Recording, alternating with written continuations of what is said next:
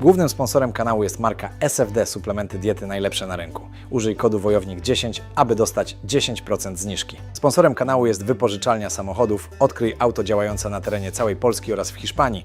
Na hasło WOJOWNIK10 dostaniecie 10% zniżki. No i siemanko, pozdrawiam serdecznie z Libii. Jestem już w samochodzie, jest ze mną Mohamed, który jest moim fikserem, moim przewodnikiem tutaj. Z tyłu jest pan, który musi być cały czas z nami. No takie tutaj są zasady, że musimy mieć kogoś, nie wiem czy jest z armii, czy z policji, nie wiem jeszcze. Zaraz się dowiem, ale będzie cały czas z nami. I wszystko fajnie na lotnisku poszło. No powiem wam, że jak wylądowałem tylko, zobaczyłem ten sam pokój, który mi trzymali. Nie wiem, czy nawet nie widziałem tego samego pana, który wtedy mnie tam ogarniał, pomagał mi ze wszystkim. Mili byli wtedy bardzo. No ale po prostu wtedy się nie udało wjechać, no bo nie miałem nikogo tutaj, żadnego fiksera. Teraz już zrobiłem to mądrzej i jestem. Zostaję tutaj przez kolejne 5 dni, będę zwiedzał. Jedyne co wam powiem na samym początku, że jest strasznie gorąco. Właśnie teraz jest 37 stopni, a będzie jeszcze cieplej. Także no, będzie wesoło. Dlaczego mam ochronę ze sobą?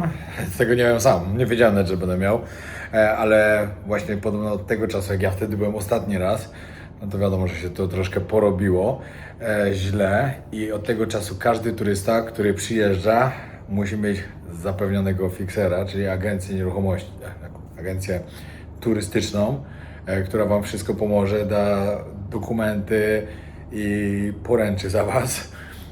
I oczywiście musicie mieć cały czas ochronę. Przyjechaliśmy teraz do centrum Trypolisu, na głównym placu. Wieczorem przyjdziemy tutaj jeszcze raz, albo dzisiaj, albo jutro. Tu fontanny są piękne, no ale teraz nie działają, jest za gorąco zdecydowanie. Szczerze powiem wam, że temperaturę tak czuć, że to jest szok. Mimo, że byłem w Afryce teraz, to jednak to chyba 10 stopni więcej tu będzie. I no, muszę kupić później długie spodnie, bo wszyscy mi się patrzą na nogi normalnie. Tak widzę ten wzrok ludzi. No, jesteśmy w samym centrum miasta. Zaraz pójdziemy do Medyny zobaczyć, możecie zobaczyć, wiadomo, to byli Włosi kiedyś, także dużo budynków przypomina właśnie włoską architekturę. Naprawdę bardzo ładne miasto, które postaram się jak najładniej pokazać. To jest stary zamek, który ma mury, mają ponad 2000 lat. Jest to Muzeum Narodowe, ale tutaj przyjdziemy w ostatni dzień, bo on powiedział, że jakby zabrał mnie dzisiaj tutaj do Muzeum Narodowego, to by to nie miało żadnego sensu w ogóle. I tutaj właśnie Kaddafi miał swoje ostatnie przemówienie. No i później go obalili. Tak w ogóle powiedział, że kiedyś, jeszcze ileś tam lat temu, to tutaj parkowały statki. Tutaj był port normalnie. Tylko musieli to wszystko powiększyć, ponieważ zamek zaczął się niszczyć, po prostu zapadać i musieli to wszystko wzmocnić. Zrobili tu piękny plac i wygląda teraz jak wygląda. Tak opowiada mi właśnie teraz o tym, jak Włosi kolonizowali tutaj Libię i Libia ogłosiła w 1954 roku niepodległość właśnie. I mam wrażenie, że tu właśnie ta część jest bardziej właśnie włoska, no a tutaj będzie to stara część otomańska, ale to mi zaraz wytłumaczy wszystko. Idziemy do Medyny teraz. Pokażę mi. Mówi, że są dwie Medyny, jest nowa i stara i teraz idziemy do starej. Idziemy najpierw wymienić pieniądze. Tutaj właśnie się wymienia złoto, pieniądze i no i inne interesy. I zaczynamy stąd, bo właśnie musimy wymienić hajs, no i później, żeby na jedzenie jakieś było. Idziemy cały czas wzdłuż murów i tam do środka będziemy wchodzić albo później, albo w innym dniu. Jeszcze się okaże. Słuchajcie, zegar z XVIII wieku, wieżę zegarową dokładnie. Tutaj też jest centralny bank w tym miejscu. Nie będę na niego pokazywał, dlatego też tyle ludzi. Wszędzie sklepy ze złotem albo wymiany hajsu, ale karty Visa, Mastercard nie działają. Jest tutaj zablokowane, to sankcje mają. Że jest problem lekki, bo nie ma nam hajsu dla nich i chodzimy właśnie i próbujemy załatwić, ale będzie, że ogarnia się. Nie będzie to łatwe, ale że się załatwi. Mówią, że co jak co, ale czarny market, black market działa tutaj bardzo dobrze i bardzo sprawnie, chociaż dla nich to wcale on nie jest taki black market, tylko normalny przez to, co mają. No i tutaj przechodzimy już do tej części, która przez Włochów była budowana. No i od razu widać, wygląda jak w Europie. Co ciekawie, no jestem w arabskim kraju muzułmańskim, ale 4 kościoły tutaj w samym Trypolisie mają. On powiedział, że oni powinni być chrześcijańskim krajem i taka jest prawda.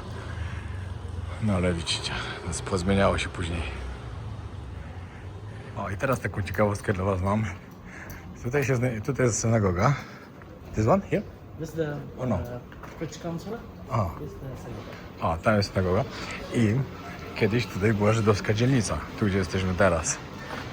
No ale już ich nie ma, no to wiadomo. Teraz na pewno też nie mieliby lekko, z wiadomych jakich powodów. No ale 60 lat temu tutaj mieszkali normalnie Żydzi. A jak zapytałem się go właśnie jak jest z chrześcijanami, no bo 4 kościoły są, no to czy jacyś tutaj są? On mówi, że nie no, w Libii 100% jest islam, ale no jacyś tam pewnie są. Ale on nie zna żadnych, ale jacyś pewnie są. Puste ulice, bo każdemu tak gorąco, że mało kto wychodzi w ogóle. No i zaczynamy rzymskie klimaty. Will you say something about this place? Mark's Oriel Ark. At How least, old? At least 1,800 years. Was buried and was discovered 80 years ago by the Italians. You could see the level of the ground. It was buried up to there. So it was covered with mud. Mówisz, jakieś imprezki tu są? Co wieczór, znaczy imprezki. Oni tu nie piją alkoholu. No i chyba, że wiecie, jak to w tych krajach różnych muzułmańskich, jak Allah nie widzi wieczorami. Przecież nie wiem, nie mówię. To jest niesamowite. Że tyle lat się potrafią trzymać takie budynki, jak to było zrobione wtedy. A tutaj jeszcze stare części, które odnaleźli właśnie jak zaczęli to odkopywać. No i z racji tego, że byli tu Włosi, kolonizowali, no to mają bardzo dobrą włoską kuchnię, co mi bardzo odpowiada po naszych ostatnich włoskich wakacjach z Lalą. Spróbuję tutaj. Najlepsze jest to, że w samolocie zaczepił mnie taki chłopak. Mówi, kurde, na lotnisku myślałem, że jesteś z jakichś specjalnych sił. Mówię, no nie za bardzo cię polubiłem od razu, ale jak zobaczyłem w samolocie, że jesteś youtuberem, od razu cię polubiłem. I zaczął ze mną gadać. I mówi, to co oni tutaj jedzą swoje, to jedno, ale że włoską kuchnię to mają lepszą niż zjem we Włoszech. To zaraz sprawdzimy. Okay, can you say something more about this? This looks very expensive. Traditional gold for Libyan brides. As a man, we have to provide it for the groom as a dowry. Okay. That should be so expensive, Yes, yeah? yes, it goes up to $120,000. Oh, okay. Yes, Because each one is 9 gram, and you could count how many: 1, 2, 3, 4, 5, 6, 7, 8, 9, 10, 11, 12, 13, 14, 15, 16, 17, 18, 19. This will be very rich lady. A rich husband. Exactly. Wiecie, ile złotej to dla żony dają. From silver, for normal people, like not very rich, they could afford the silver one. Okay, but the rich people always do the gold one, yeah? Yes. Salam alaikum. So this is ladies' traditional cloth. The groom wear this, and after that the gold up on top of it. Okay. So this is the cloth within inside, and after that they wear the gold. Like this. Yes. This will be gold or fake? This is the fake. If they Fake, put it yeah. here, it's fake. So the colors are there.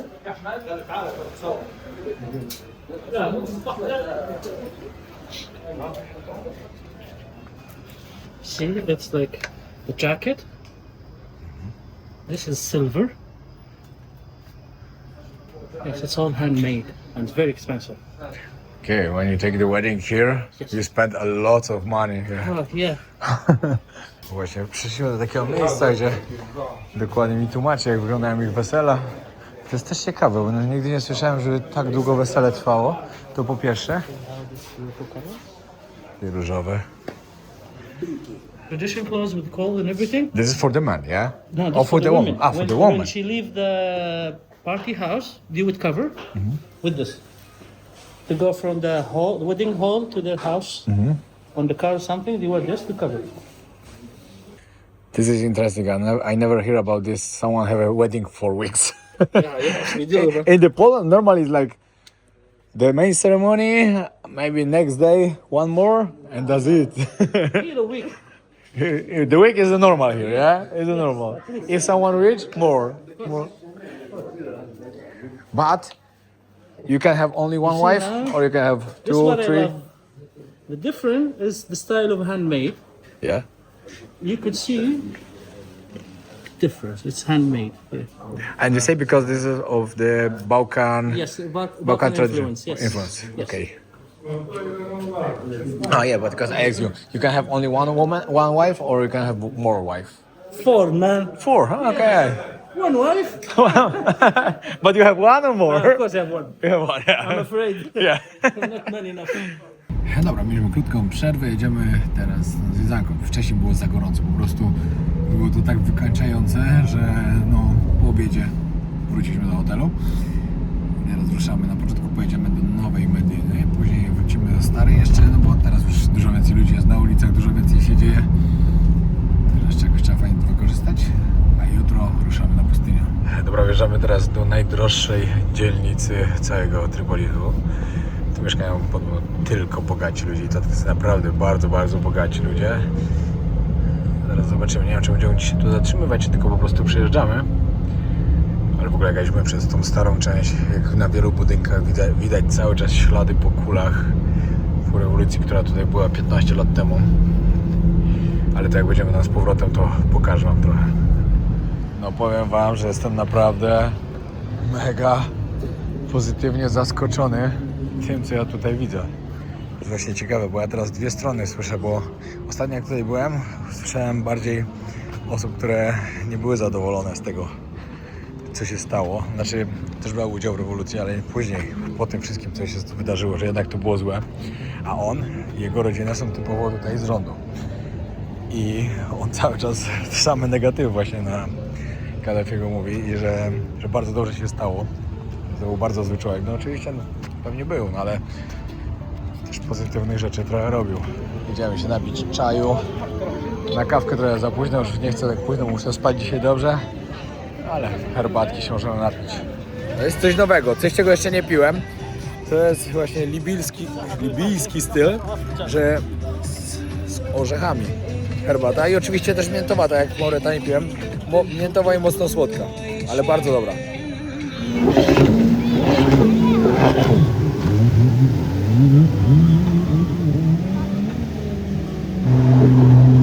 Ten to chyba na siłę chce coś rozwalić, serio.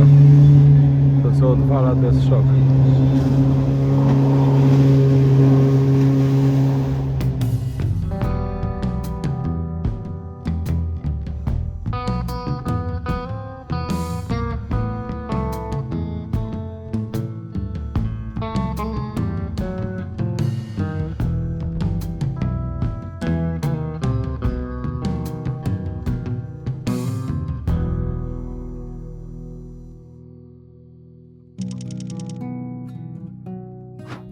Siemanko, kolejny dzień w Tripolisie, ale dzisiaj wyjeżdżamy za miasto. What's the plan for today? What we do? We will be heading to the Nafusa mountain, Qasr al-Hajj, and after that we're gonna visit a city called Turmisa, and after that we will have a lunch, and off to Kabao. They have the very beautiful palace. It's called Castle of Kabao. We will have the opportunity to visit it today, inshallah. Good plan. No, także jedziemy tam w piękne rejony. Dzisiaj będzie więcej natury, co mi bardzo odpowiada. Tutaj w ogóle 90% kraju to jest pustynia, żebyście wiedzieli. Są to piękne pustynie, oczywiście Sahara. Piękne pustynie. A teraz właśnie wjeżdżamy na stację. Jak pokażę wam, o, akurat ta jest zamknięta, a następną pojedziemy, jak pokażę wam, ile tutaj kosztuje litr paliwa. To szok. Wczoraj jak to usłyszałem, nie mogłem uwierzyć. Jest to najtańsze paliwo, jakie kiedykolwiek w życiu widziałem.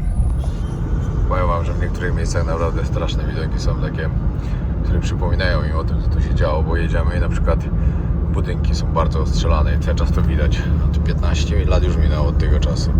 Na jakieś takie betonowe mury też widać, jak ostrzelane całe są.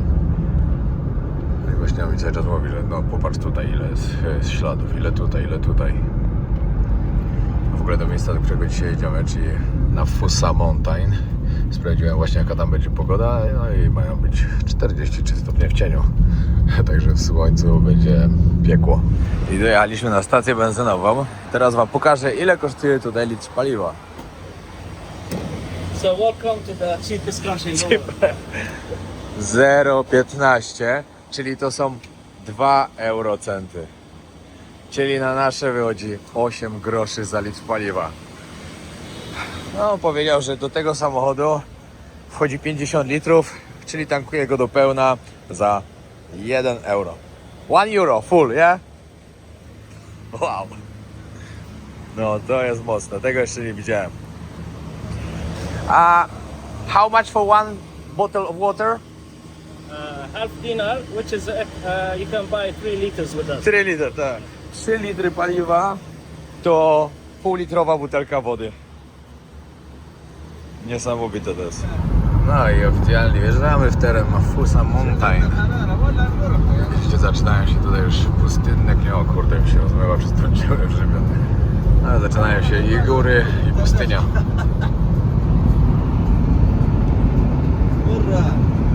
No i dojechaliśmy do pierwszego miejsca, które nazywa się Ksar Al-Hacz.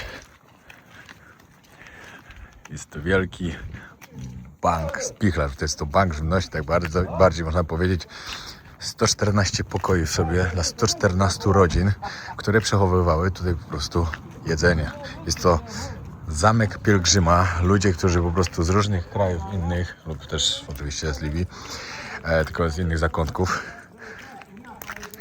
kierowali się na pielgrzymki. Też przyjechał, że szli na pielgrzymki, to przechowywali tu żywność. I zaraz wejdziemy właśnie zobaczyć, jak wyglądają takie przechowanie. Różne stare rzeczy.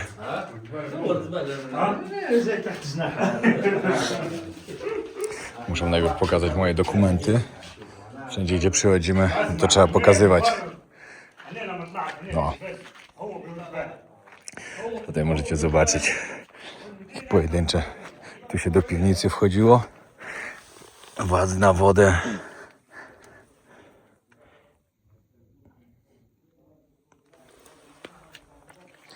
No i tak jak wam mówiłem, no to działało jak taka przechowalnia, lodówka.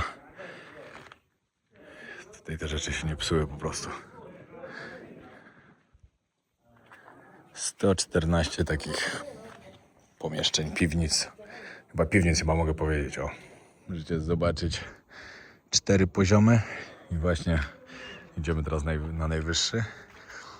Właśnie przed chwilą się mnie zapytał, czy się boję wysokości, ale gdzie? No problem.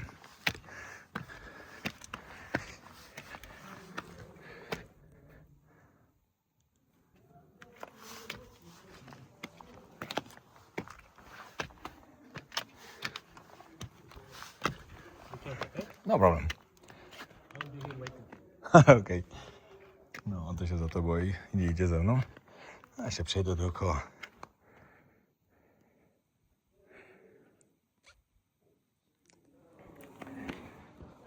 A wszystkie te pomieszczenia mniej więcej tak samo wyglądają.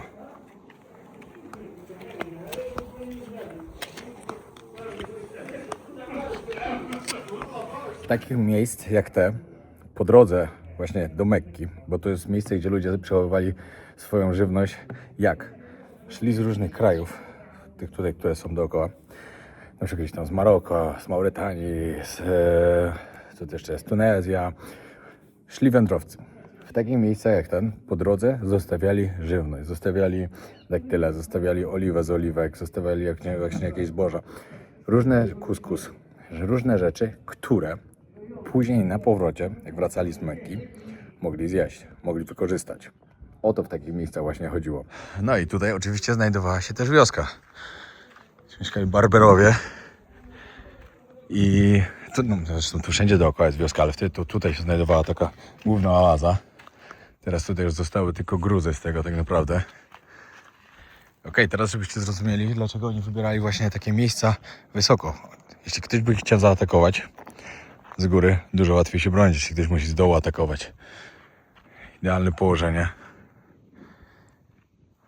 I tyle, tyle z tego zostało. No. Ale jak możecie zobaczyć dookoła, oczywiście są nowsze budynki tam. Tam widać, że rosną palmy i tak dalej, także musi być pewnie jakieś miejsce, gdzie gdzieś jest jakaś woda. On mi powiedział, że oni tutaj głównie wodę, z racji tego, że tu jest bardzo mało wody w tej okolicy, no ale kopią. Gdzieś tam woda gruntowa po prostu jest.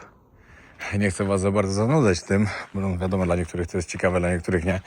Ale tutaj jak się wejdzie do środka, to nagle czuć taką różnicę temperatur.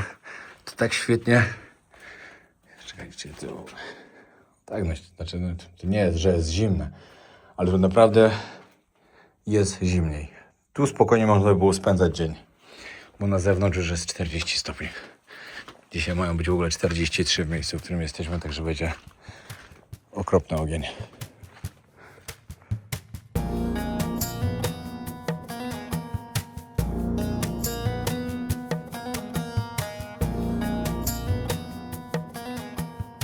Zostaliśmy zaproszeni do rodziny naszego ochroniarza, można powiedzieć.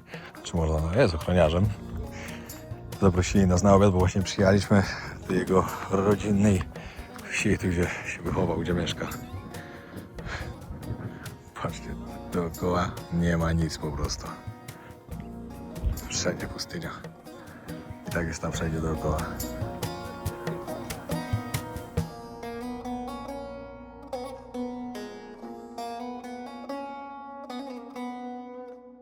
Teraz przyjechaliśmy do kolejnego miejsca, właściwie wchodzimy do zamku Torymisa. No widać, że to też teraz jest przygotowane fajnie dla turystów, którzy odwiedzają to miejsce. Nawet kosz na świecie jest postawiony, czyściutko jest. Właśnie jest tu z nami pan, który się tym typowo zajmuje, żeby to wszystko fajnie wyglądało, żeby było czysto i fajnie. I dba o to. Patrzcie, jaki widok dookoła. تم نسخة في 1885. Patrzcie tutaj po arabsku napisane merhaba, hello, witamy. A tutaj jest symbol narodowy właśnie tego plemienia, tutaj zamieszkuje te tereny. Wiadomo, jak się za dużo takich miejsc wygląda, no to powoli nałodzą, no nie ma co ukrywać. Ale widoki są naprawdę spoko.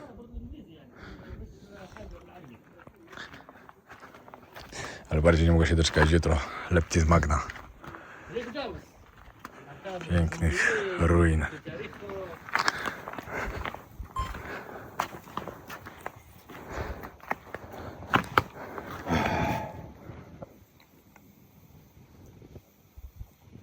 Tutaj podobno mam je coś fajnego spotkać. O, zobaczyć. Właśnie głową rąbnąłem.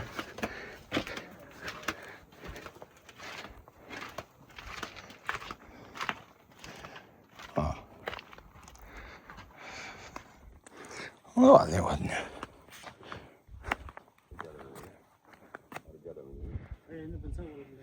Aż żałuję, że drona tutaj nie mam, ale akurat to nawet ja nie kozaczyłem i tutaj nie zabrałem, no bo by mi wzięli go po prostu. Jest totalny taki naprawdę zakaz, no od razu konfiskują. Też im się tu nie ma co dziwić. Z ciekawostek, sorry, strasznie tu wieje. Patrzcie, strzałka.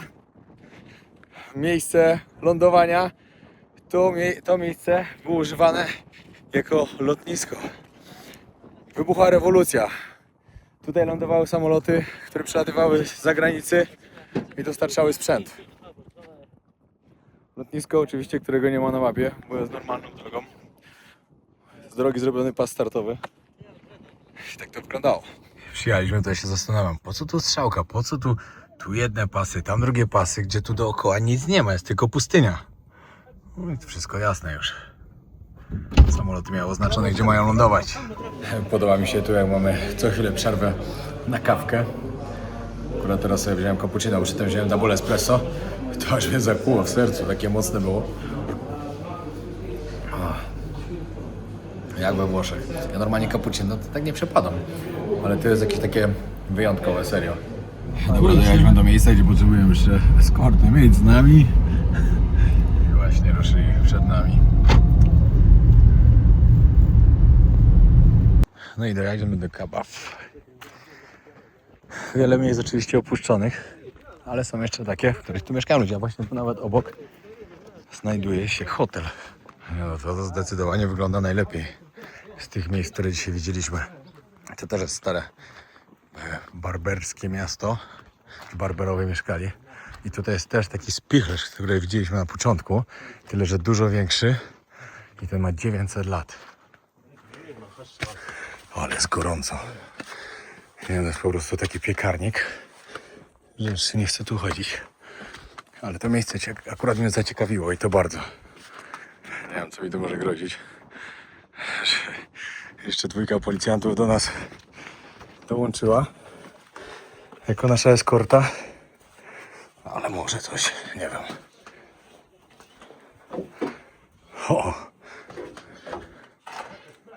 O, to jest naprawdę ciekawe.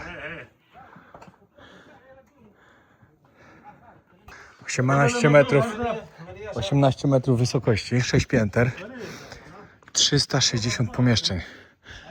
Tutaj ogólnie jest. Zaraz wejdę zobaczyć, jakiej wielkości. No ale to zdecydowanie ciekawie wygląda. O, jest dużo większe. Tam się kawałek ciągnie w tył. Tam jeszcze w dół kolejne jest piętro w piwnicy. Z ciekawostek, które powinniście wiedzieć o tym niesamowitym miejscu, które w tym roku zostało zapisane na listę Światowego Dziedzictwa UNESCO. Włosi zaczęli już konserwację tego, dlatego tutaj widzicie, są poukładane różne kubki, które będą sprzątane lub nie wiem, co z tym będzie robione, bo to są naprawdę bardzo stare naczynia, które są rozwalone. To miejsce akurat było przeznaczone dla rodzin, które mieszkały dookoła, żeby oni mogli składować sobie tutaj składować różne rzeczy, takie jak oliwę z oliwek, oliwki, daktyle, orzechy jakieś, kuskus. Tutaj był zarząd. Tu ktoś siedział i ustalał dokładnie, miał całą listę, które miejsce, które spichlerz należy do której osoby, do której rodziny. I było tak, że nie mogłeś tutaj składować ile ci się tylko podobało, tylko były ustalone normy. I tych norm trzeba było się trzymać. Wszystko oczywiście tutaj było chronione, że nikt tego nie mógł, żeby nikt tego nie mógł ukraść. Tak to działało, no nie no. To miejsce mi się podoba.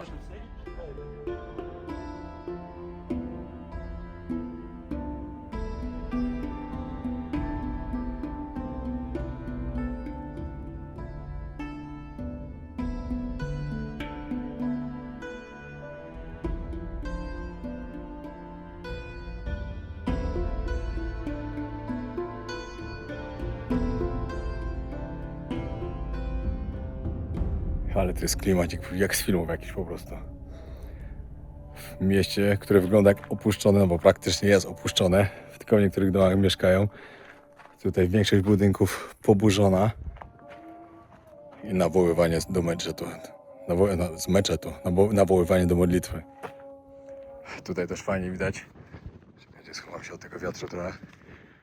Po drugiej stronie, w niektórych miejscach po prostu było w skale budowane domy. No ale podobno z większości z tych domów właśnie, one nie są przez wojnę rozwalone, tylko po prostu ze starości, bo większość tych domów zostało opuszczone jakieś 100 lat temu, podobno, i się przenieśli właśnie tam dalej, tam gdzie nowe miasto powstało, no kawałeczek stąd. No i wracamy już do miasta. Patrzcie ile wielbłądów.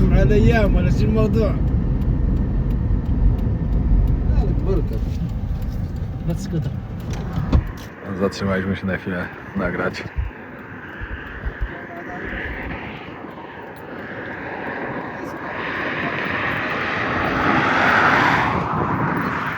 O, jest okej.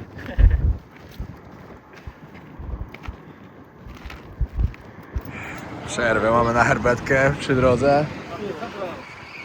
Powiem wam, że jak wczoraj piłem tą herbatkę z orzechami, to była naprawdę dobra.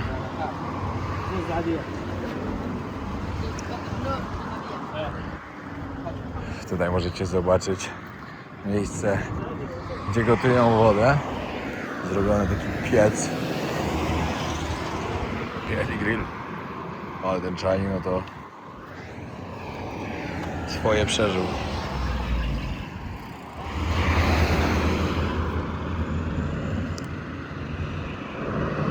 Libijski styl.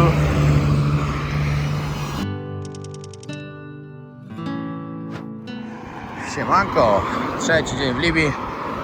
Dzisiaj właśnie wyjechaliśmy już za miasto. Cały czas jedziemy wzdłuż wybrzeża i ruszamy do Laptis Magna.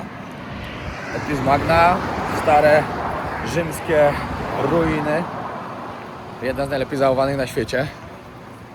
To będzie coś bardzo interesującego. Okej, mamy tutaj różne rzeczy, thank you so much. Takie śniadanko mi dzisiaj zaprosili, także dziękuję. Okej, enjoy your meal. No i zaczynamy naszą wycieczkę w Laptis Magna. Tutaj na samym wejściu jeszcze możecie zobaczyć Laptis Magna Registered in World Heritage Site. W 1982 roku trafiło na światową stronę dziedzictwa UNESCO.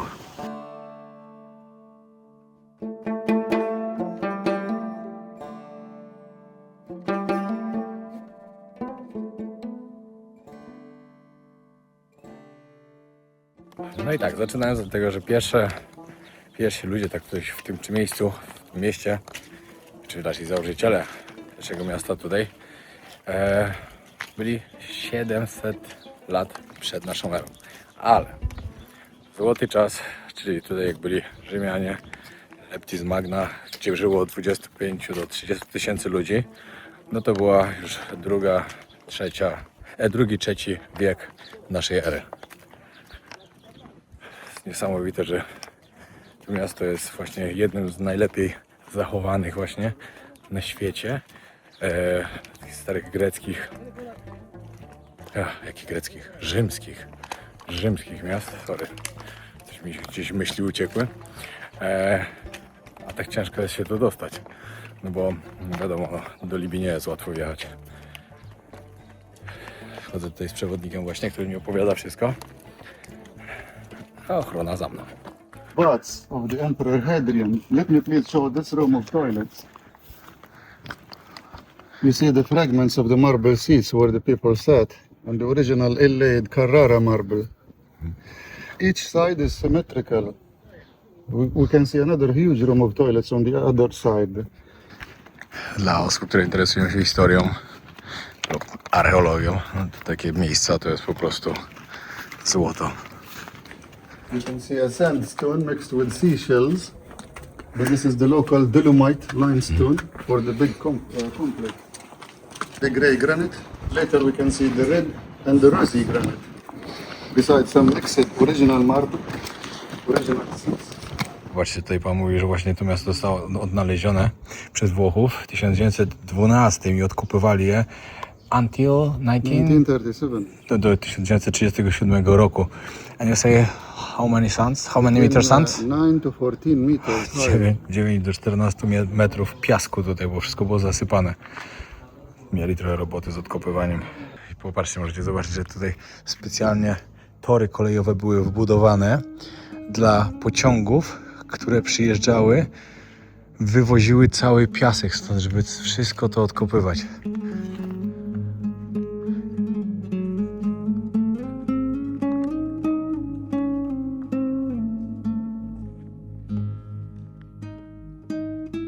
Właśnie możecie sobie tylko wyobrazić, jak mają to zrobione, jak to mogło wyglądać. Jak tu się kończy, to tu macie już koniec tego słowa, jakie to musiało być wysokie, jakie to musiało być ogromne w ogóle wszystko.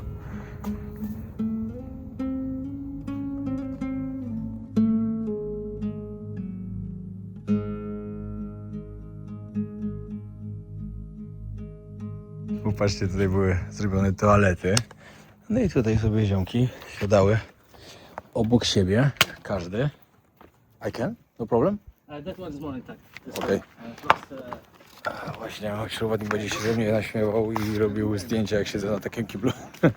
Nie no, żartuję, przecież to śmieszne będzie. This? Yes. Sure?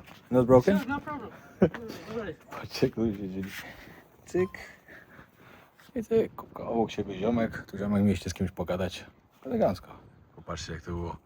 Jak to wygląda teraz. A jak to było przysypane piaskiem, to wszędzie jest piasek. Mniej niż 40% dopiero jest tutaj odkryte. On właśnie mówi, że marzy o tym, że UNESCO wysłało tutaj swoje ekspedycje jeszcze, żeby coraz więcej tego odkrywali. Bo tutaj wszędzie z tyłu możecie dalej zobaczyć, jakie są góry piasku.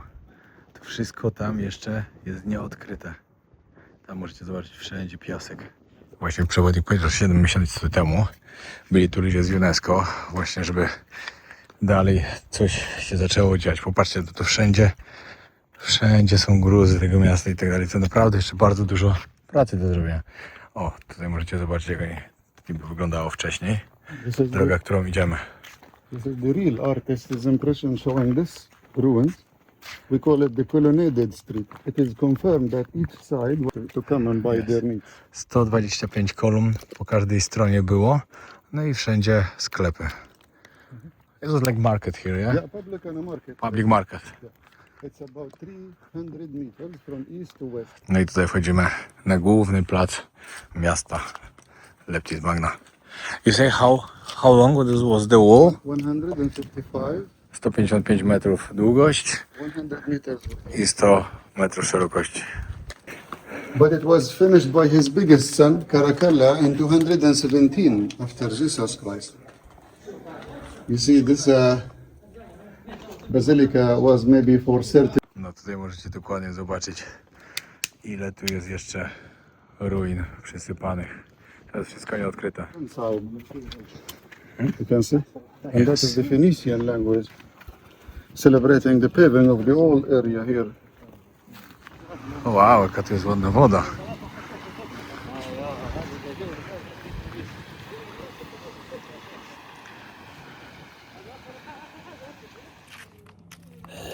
Ale jest piekarnik. Szok po prostu. To nawet się nie ma gdzie ukryć. Nigdzie. Totalnie. Oła! Ale coś bije w nogę. Oła, mój piszczel, złamałem piszczel. Oła. Dobra już. Dobra, to z tyłu znajdowały się jakieś kioski, pomieszczenia dla aktorów, którzy się przebierali. I tutaj wchodzimy teraz do teatru. We call it also semicircular theater. This was for pantomime, the silent performance, religion festivals and religion ceremonies, public meetings. How many people can come It's here? about 5,000, but now we can see maybe 2,000. That is the semicircular Roman orchestra has 6 VIP seats because these gates for the public people.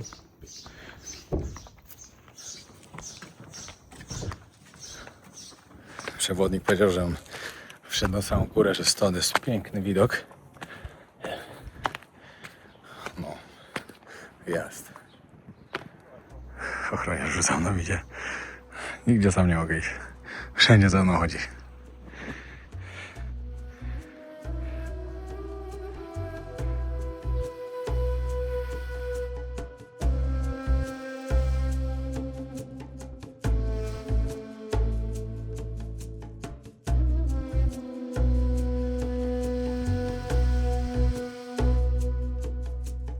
A tutaj z tej strony wszystko jeszcze przysypane piaskiem. Co ciekawe, jutro mamy też zwiedzanie muzeum właśnie w Trypolisie. No i pan, który mnie tu oprowadza, to mówi, że właśnie wszystkie najlepsze artefakty, które tu były znalezione, te najlepiej zachowane, to wszystko zostało wywiezione właśnie tam do muzeum. I 60%. Także tam to dopiero zobaczy też ciekawych rzeczy dużo. Popatrzcie, tak wygląda amfiteatr tutaj. O, no, amfiteatr, Colosseum. Yeah. Colosseum, yeah, amphitheater, Amfiteatr, Colosseum, no. arena. Albo arena. Capacity is about 8,000 people. 8 tysięcy ludzi tutaj wchodziło. In the year 56 after Jesus Christ, from the time of the Emperor Nero.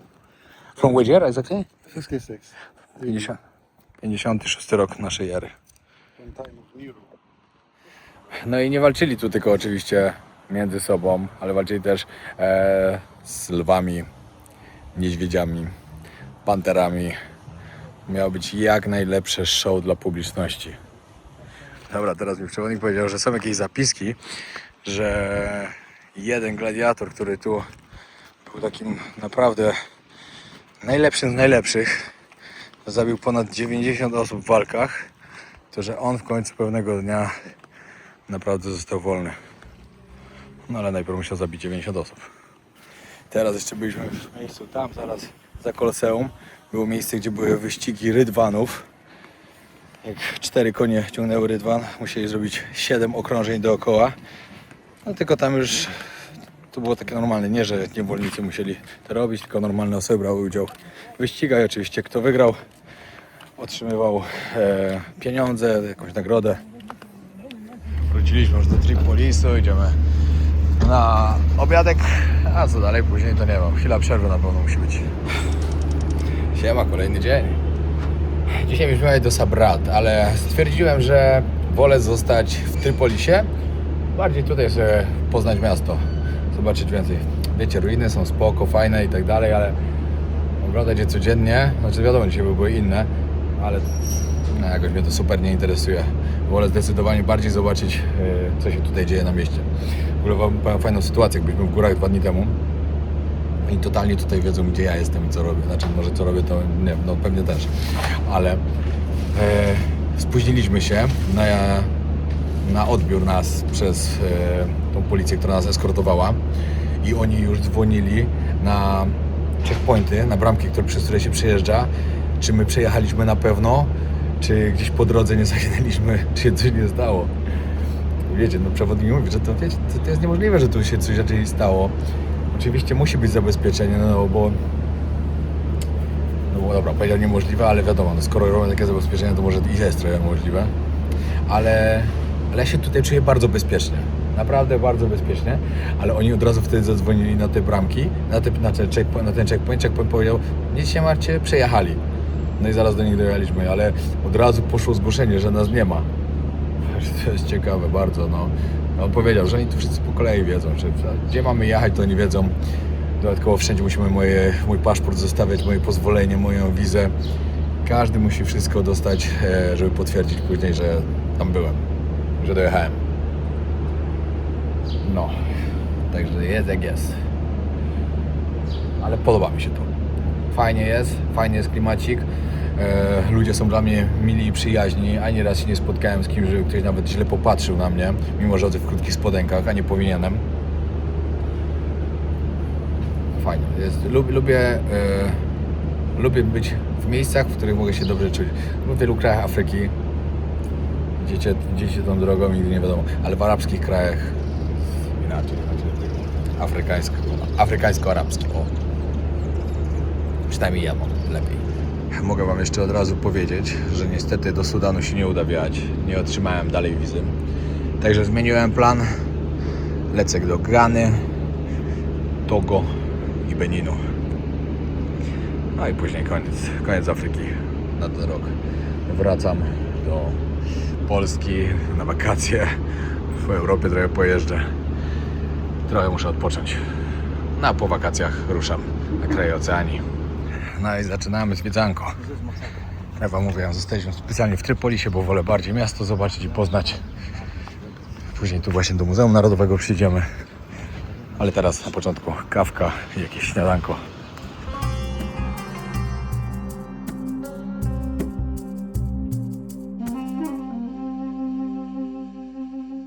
Zaskakujące jest, ile dostałem wiadomości na Instagramie, jak jest w Libii, czy jest strasznie rozwalona, czy jest brud, syf. Tak jest. Tak jest, tak właśnie wygląda. Czyściutko, mili ludzie, dobre jedzenie. Tak to wygląda. O, ale tu widać strzały po kulach. No co kawałek można zobaczyć, no tutaj się toczyły walki. 8 miesięcy trwa rewolucja.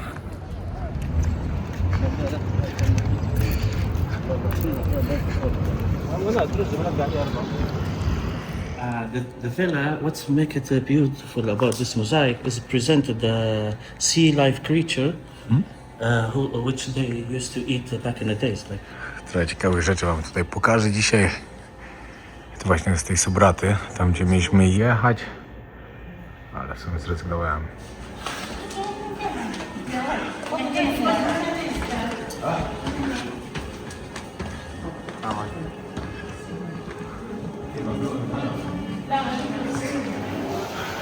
Mumia.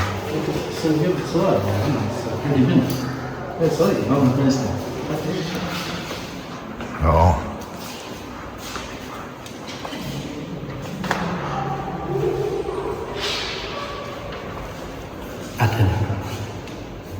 To właśnie wszystko było znalezione w Leptis Magna. Tak jak wczoraj mi powiedział przewodnik, 60% najlepiej zachowanych właśnie wszystkich artefaktów było przewiezione tutaj do Muzeum Narodowego.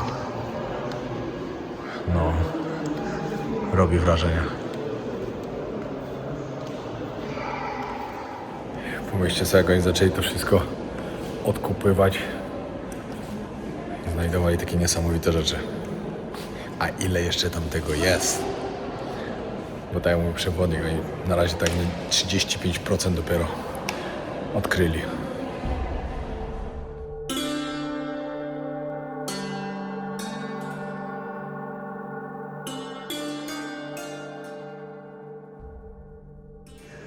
Tutaj monety.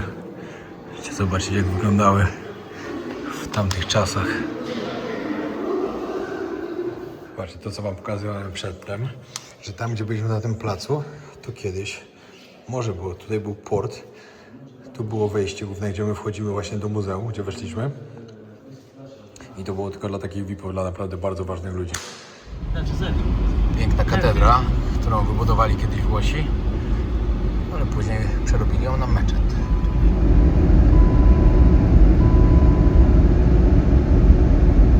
Idziemy trochę pochodzić po mieście, jeszcze na jakiś markecik. Coś zobaczyć, bo już ostatnie chwile tutaj, jutro już wyjeżdżam. Słońce zaszło, znaczy zachodzi, od razu widać, że wszędzie ludzi. Idziemy troszkę pochodzić po mieście. Właśnie zapytałem się, czy te rzeczy, które tutaj są robione, czy to jest właśnie z Chin, czy tutaj przez nich wykonywane, to twierdzą, że wszystko jest tutaj przez nich. Muszę uważać właśnie, jak nagrywam. Patrzcie, Victoria's Secret, no a ja też Gold's Gym. Na jaki muszę właśnie bardzo uważać, żeby kobiet nie nagrywać, bo akurat to przestrzegają. Przyszliśmy jeszcze przyprawy kupić, bo mój ochroniarz chciał sobie coś tu pokupować. Pięknie pachnie.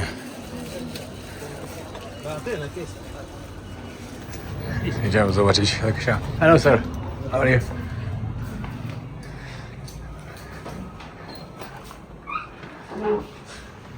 Ciekawe, ile osób korzysta tu z tego kościoła.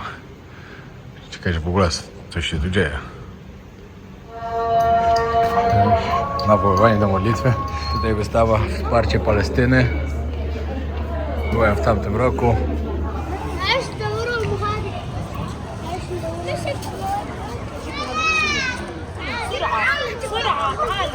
No i zobaczcie, jak to teraz wygląda wieczorem, jak podświetlają. Fontanna jeszcze. Kurczę, ciężko się tu nagrywa, naprawdę. Cały czas musiałem uważać. W wielu miejscach nie mogłem wyciągać w ogóle telefonu. Te takie zasady. O, zaczęło się show. Myślałem, że to tylko tak na jednym poziomie wszystko. Good, thank you. You good? Good. No ładnie to mają zrobione, ładnie.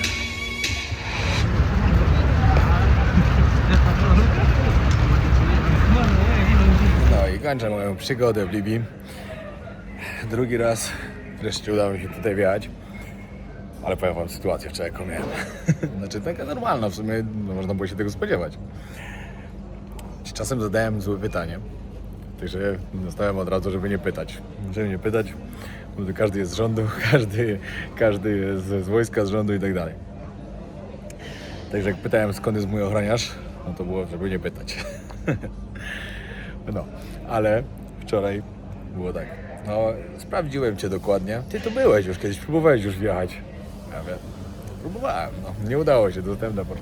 No, ja dokładnie Cię wszystko sprawdziłem, co i jak. No, mniej więcej wszystko o Tobie wiem. No, spoko. Zostałem prześwietlony. Ale to nie, naprawdę świetnie było. Bardzo dobrze się bawiłem tutaj. No fajna taka odskocznia od tej takiej głębokiej Afryki, do której wracam jutro. Dzisiaj jeszcze spędzę sobie fajnie czas w jakimś resorcie. Na kolację może pojadę pod piramidy. Tam do jakiejś restauracji, że sobie zjeść z widokiem na piramidę. No i jutro o 9 albo o 10 rano dalszy samolot do Gany. Dokładnie kolejną destynacją będzie Gana. Już niestety szkoda, że się z tym Sudanem nie udało, no ale jeszcze nic straconego. Może w przyszłym roku, a może jeszcze w tym roku, bo moja aplikacja jest złożona. Jak dostanę wizę od nich, to mam 60 dni na wykorzystanie tego. Także głupio by było, jakbym nie wykorzystał, ale z drugiej strony nie wiadomo, gdzie będę. Jak będę gdzieś już na oceanie, no nie wykorzystam niestety. Jak będę gdzieś jeszcze tutaj bliżej, gdzieś w Europie, no to jeszcze jest szansa, że przylecę, żeby jej nie stracić. Czas pokaże. Dzięki wielkie, że oglądaliście. Trzymajcie się, pozdrawiam serdecznie. Dziękuję, że jesteście ze mną. Naprawdę bardzo doceniam, że mam tak fajnych widzów jak Wy. Mimo tego, że ostatnio są bardzo słabe wyświetlenia, strasznie mnie to demotywuje. No ale nic, no, takie są czasy. Raz jest lepiej, raz jest gorzej. Nie poddaję się. Cały czas idę do przodu. A Wy mnie wspieracie w tym i to jest bardzo fajne. Dzięki, pozdrawiam.